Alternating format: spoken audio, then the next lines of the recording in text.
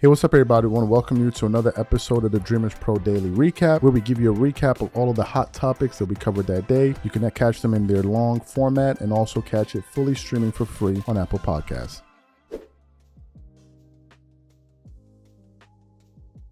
Yesterday, we did a show where I went off on Stephen A. Smith over some comments that he made about U.S. Representative Jasmine Crockett.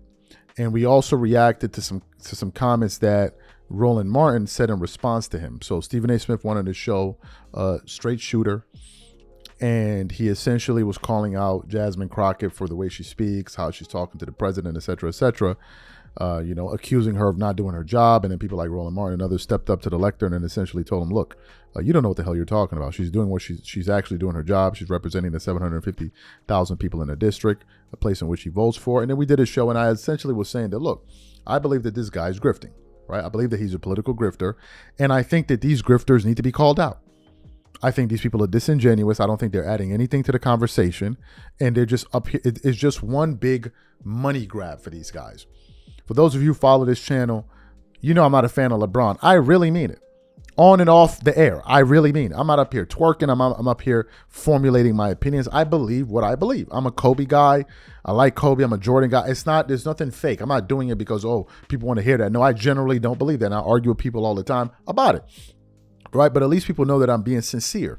And I wouldn't come up here and start twerking it up all over the table. Oh, because, he likes, because LeBron is the best way to get views or get a sponsorship. I'm not doing that.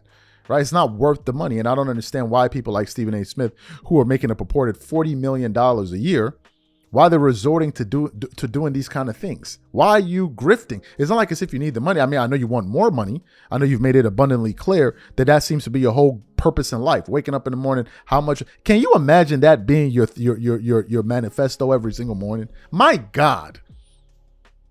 I mean, goodness gracious, that was pretty telling. So we did a show about that yesterday. People are reacting to it. People are giving their thoughts. And I said in that show that I am amazed that people even take Stephen A. Smith seriously.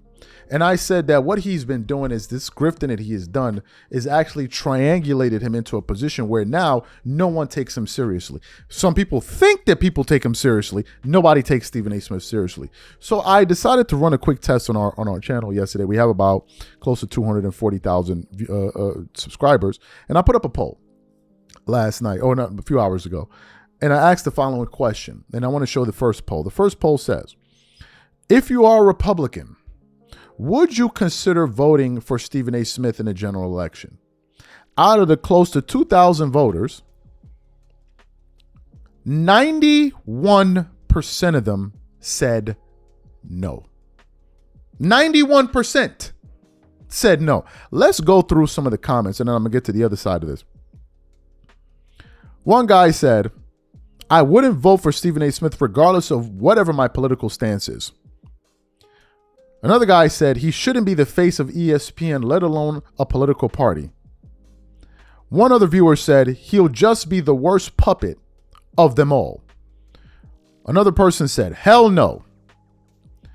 Another guy said, would literally write myself in before I did that. Another guy said, what the F? Another person said, he's a sellout. Another guy said, listen to this. I'm a black Republican and he flip-flops to me. Another viewer said, not a chance. And it kept on going on and on and on. Now, why did I run that poll to ask Republicans this? The reason I asked these people, and I'm going to get to what Democrats said, is because this is the group that he's pandering to. He's been grifting to them. Although he voted for Kamala Harris, although he supported her all the way to the voting booth, he's been pandering to them for the last, 10 months now. And after all of that grifting and pandering, he has not been able to convince more than 9% of voters that they should vote for him. Not more than 9%. And I believe if you superimpose this poll over hundreds of thousands of people, the numbers are probably skewed the same. Let's get to the next poll that we ran.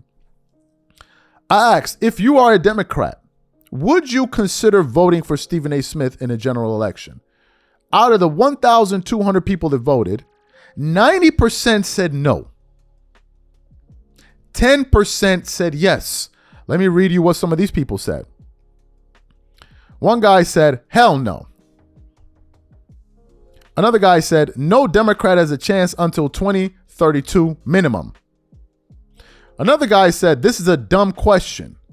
You already know the answer. Another guy said, hell no. He said, one of the viewers said, hell no, no more TV clowns in the Oval Office.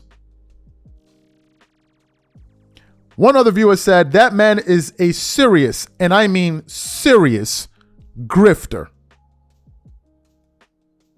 And it kept on going on and on and on. Now, why is this information important? The reason it's important is because it exposes that whatever strategy Stephen A. Smith seems to have is not working. So when him and Bill Maher sat down and had that conversation where they were talking, when Stephen A. Smith asked him, who do you see as a potential candidate to run in the general elections in 2027, 28? And Bill Maher said, you know, I'm looking at one of them right now. And Stephen A. Smith said, oh, I wouldn't do it. I wouldn't do it because of my money. Like, I wouldn't do it because I don't want to lose my money. Democrats are not voting for Stephen A. Smith or a candidate like him. Why? Because he has spent the last almost 1 year insulting them. He's been insulting the party, insulting their elected officials. So why would they support him? He thinks they're dumb. Then conservatives who are using Stephen A. Smith as a fool, he's a useful idiot to them. If you think conservatives will vote for Stephen A. Smith, you are smoking something hot. Yeah, you can go up there. He can entertain him. Yeah, he can go up there and do 1 or 2 segments with Sean Hannity or whoever else would sit down and do a conversation with Chris Cuomo or whomever. But you think they would seriously consider voting for him? It would never happen. Never. And this is the problem when you grift. Because you end up grifting yourself into a position where no one takes you seriously. Yesterday, we did a show where we're reacting to a thumbnail that I saw from Valuetainment where they literally said, is Stephen A. Smith a political flip-flopper or a flip-flopper? Fox News, a network that he's been on numerous occasions, they asked the question, is he a flip-flopper? The guy doesn't even understand what conservatives are really after. Like when the Jeffrey Epstein situation reached a fever pitch and the conservatives really wanted that information to become public in terms of the people on the list and what they did, allegedly, this guy was like, oh, I don't understand what the big deal is. I mean, you guys must not have a life. And then he goes out and says, we don't even know if the list exists. And I'm like, but Pam Bondi already said that it does. And I'm like, he's like, oh, I guess I missed the mark there. People are calling him out to the point where now he feels like he needs to clarify why he didn't vote for Trump. He's just grifting and regurgitating information that he heard on the news. That's all. And the thing that annoys me is, why are you doing this? You got money. You don't need to do this. So what if you have an opinion? Give it and move on. Look at Patrick Bet-David, for example. I used to be a huge follower of his. Patrick Bet-David is now damn near a political voice. And he lost of a lot of his viewers, but he also gained some. But guess what? At least he's saying what he believes. At the end of the day, agree with him or disagree, you're not confused about where he stands on issues. He's generally in the same place. He's generally consistent. But if you ask Stephen A. Smith one question on Monday, he'll give you an answer. The next day, another answer. Well, bro, ain't no independents winning the White House. Ain't no independents with a major platform in politics. The country's too polarized. People are too dug in. And people want to know, where do you stand on issues? And the problem is this grifting is becoming rampant. It's like a pandemic of grifting. People are just saying and doing whatever, selling their asses for the almighty dollar. And I have no respect for you at the end of the day.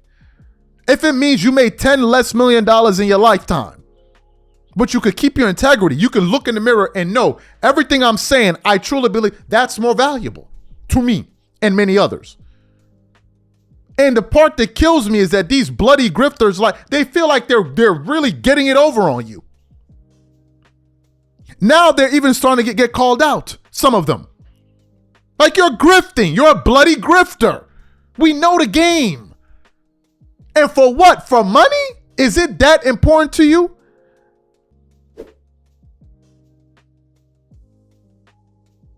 Given the fact that LeBron James is now in the news for being sued by former Laker or dumbass Laker fans who went out there and bought tickets to go see this clown play his last game just to find out it was a damn Hennessy ad. I guess people like Nick Wright had to go out there and do some damage control and get in front of this story. So as you guys know, LeBron James pump faked the entire sports world, fooled a lot of people like me who thought that this guy was a serious human being. Turns out the guy is still trolling at 40 for a damn liquor ad. So he did all of that. People reacted to it. But then some voices in media, like The Athletic, others, Stephen A. Smith and others, Skip Bayless, are calling this dude a buffoon. Like, yo, bro, you a cornball. Like, what's the purpose for all of this? Like, you're too big for this. Why are you doing all of this? So apparently an interview between Dan Le Batard and Nick Wright started to pick up a lot of headway last night. And one of our viewers sent it to me like, hey, man, you got to check this out. You know, Nick Wright is up there twerking it up for LeBron James and trying to make a case for him. So I go over to the interview. It's a pretty long one. And they're there. No, it's a long show, but the interview, I don't know how long it was. But anyway, they get to the part where they're talking about this decision that LeBron, the second decision that he made. And essentially what Dan Le Batard was saying was that, look, this is absolutely distasteful and unnecessary. Like, why is he stooping to this, to this level to do stuff like this? And then Nick Wright, in typical Nick Wright profession, I can't remember the damn word. Typical Nick Wright behavior. He goes out there and says, oh, man, what about Michael Jordan? And what Michael Jordan? I'm like, here we go again. For those of y'all who didn't hear this exchange between Dan Le Batard and Nick Wright, take a listen to this here, and then we're going to come back and react to this guy. Take a listen to that there. So you have, for 10 years, you've ridden this ridiculous LeBron James take that he's better than Michael Jordan, and everyone yells at you, and it's just ridiculous how funny it is. And then yesterday, your boy, now that you're the most public of LeBron supporters, he does a grotesque commercialization. Oh, my God. I'm so glad we're talking about this, because that tweet, you know how, gosh, and I hate to bring him up this quickly. I don't mean to. But you know how your guy Pablo's been saying this story is an IQ test? And about the Kawhi Leonard thing? I truly thought that LeBron's tweet 2 days ago, the decision part 2 or whatever it was an IQ test. And I am shocked at how many people in the media failed it. And here's why. And to give you full disclosure on this. So I can't like just hit up LeBron and ask him a question, but I can hit up Rich. I could hit up Mav. I did neither. And my pod, What's Right with Nick Wright, is every Tuesday around 10:30 a.m. Eastern. The producers asked me, do you think we should push it a bit until after whatever LeBron does, he does? And I said, with no recon and no research, absolutely not. There is no chance that is anything but a commercial. How did I know that? The same reason every single person should have known that. Tuesday at noon. That was the whole thing. Anybody that has been following LeBron James for a quarter century that thought he was going to announce his retirement or retirement tour on a Tuesday at noon is a moron. That was not like, oh, he made us think he was retiring and it's a Hennessy ad. Anybody with a pulse should have known that was going to be an ad. You don't have to be a LeBronologist to know that he's not announcing his retirement on a nondescript Tuesday at noon. So I think everybody I saw a lot of people I like saying, oh, he's selling in, trading in his credibility. Give me a break. Anybody that thought he was announcing his retirement, you've mentioned that. You've mentioned that. No, what day and time should we expect it? 6 p.m. Prime time on a Monday, I would imagine. Some pomp and circumstances. If that tweet said Monday, 7 p.m., I'd be like, oh, well, look out. Well, hold on. Maybe something's here. But, yeah, I mean, That's the thing. I don't think anybody actually thought he was announcing his retirement. I didn't think. I will tell you this, though, and you're saying this to my face, and I do feel like a fool. I was not doing any of that time stuff. I did think that he was teasing with people's feelings because he does that. Like, it's been a move for 15 years, and it's worked. He is the internet age's athlete, and he's being a troll as a dad at the end. And I do feel like a moron, and you're calling me on it. But I also thought it was also grotesquely commercial. No, I think obviously the proper way to announce a retirement or to retire in the NBA, if you really want to be the GOAT, is to do it 3 separate times, which makes the first 2 fraudulent retirements. That's the way to do it. The way to do it is to quit the sport multiple times, then come back, then quit again, then come back, then quit again, and then joke about coming back at 45.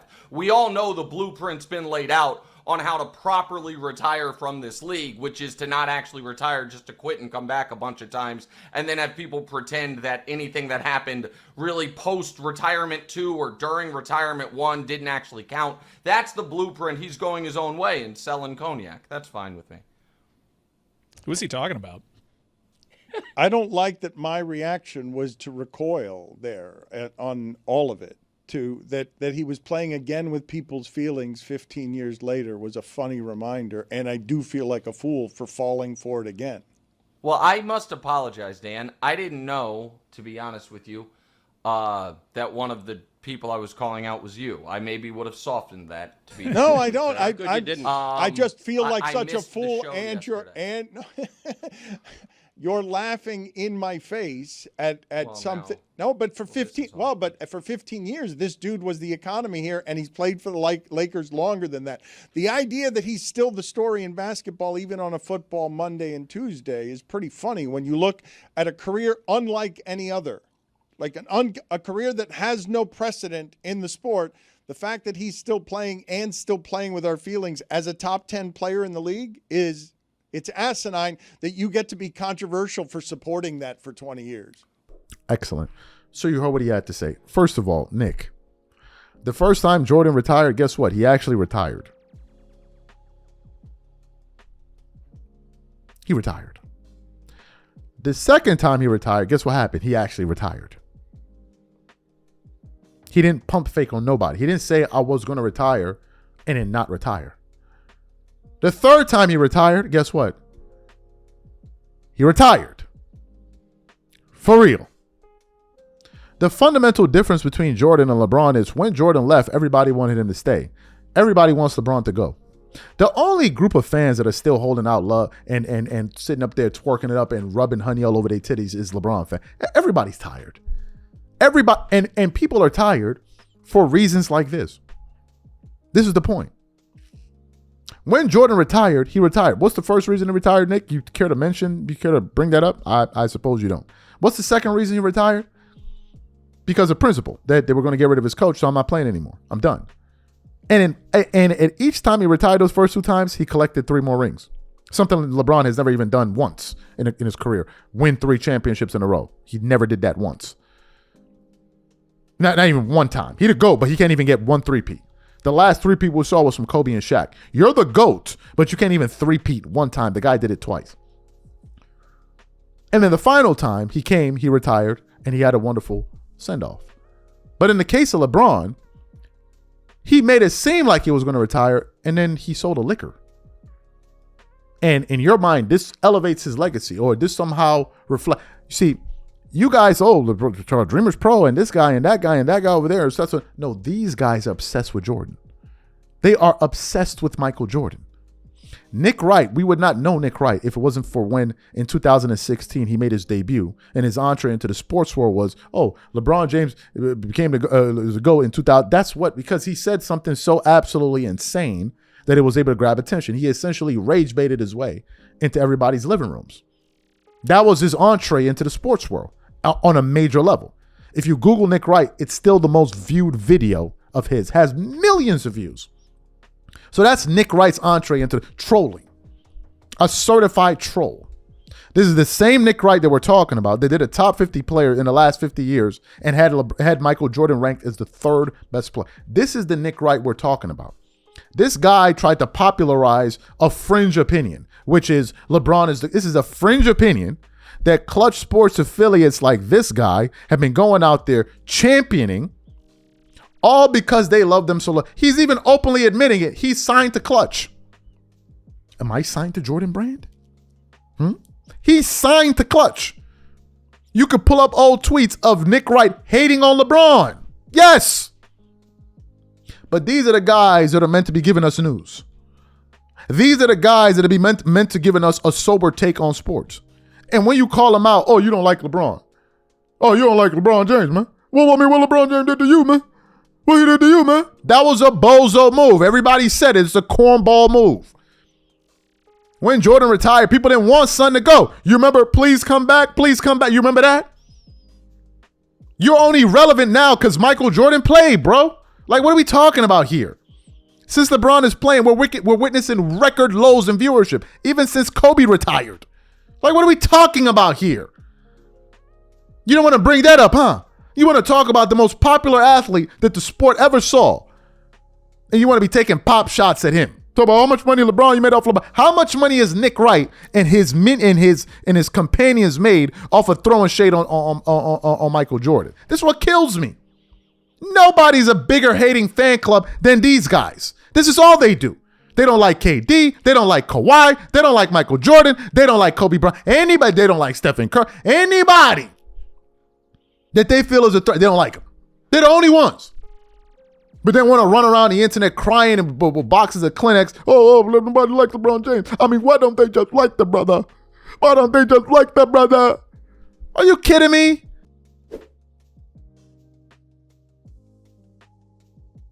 So, as you guys know, there's some key free agents out there in the NBA right now that are currently unsigned.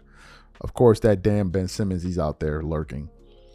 But the most notable name is Russell Westbrook, who actually made some headlines recently after his former teammate, Oklahoma Thunder teammate, Kevin Durant, said that, it would be dope to play with Russell Westbrook again. They had their friction at one point. But in the midst of this, Westbrook is not being signed. We've done shows where I said that LeBron James cost Russell Westbrook tens of millions of dollars. Let me give you guys a quick rehash of what took place. Before Russell Westbrook joined the Lakers in 2022, I believe the year was, Russell Westbrook was a max player, making maximum dollars. He had just led the league in triple doubles again for the consecutive year, I think with the Wizards, helped them get into the play-in tournament. He goes to LA to go play with LeBron James and Anthony Davis. And in typical fashion, there must always be a scapegoat when playing with. It's been the story of his career. It's always the coach or this team. It's the number one talking point. His entire career, he never had enough help. You go there, the thing blows up. Frank Vogel and Russell Westbrook become the scapegoat. Did Russell Westbrook play well? No, none of them did. If they did, the record would reflect. So these crazy ass Thundercats, which are LeBron fans, in their mind, they think, oh, well, LeBron is playing well. Look at his numbers, but the team is losing. So clearly he's not doing something correct. That can never be the case. It must always be somebody else. And that year, the main scapegoat was Russell Westbrook. You had a media campaign from people like Shannon Sharp that some of y'all out here feeling bad. You remember Shannon Sharp, who was roasting Russell Westbrook on a daily basis? You remember him?